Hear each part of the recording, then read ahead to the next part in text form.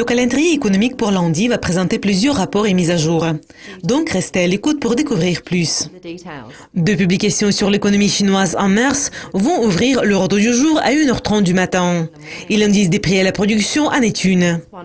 Les prix ont chuté de 4,9% en glissement annuel en février. C'est le ralentissement par rapport à une baisse de 5,3% enregistrée en janvier. Et cela a été en ligne avec les attentes du marché. L'indice des prix à la consommation est la deuxième publication.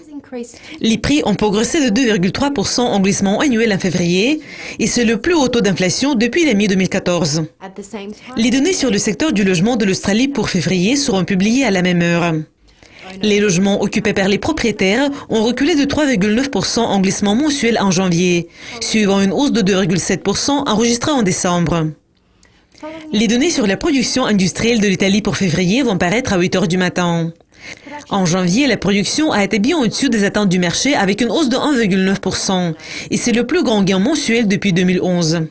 Les données sur les ventes au détail du British Retail Consortium du Royaume-Uni pour mars seront publiées juste après 23 heures.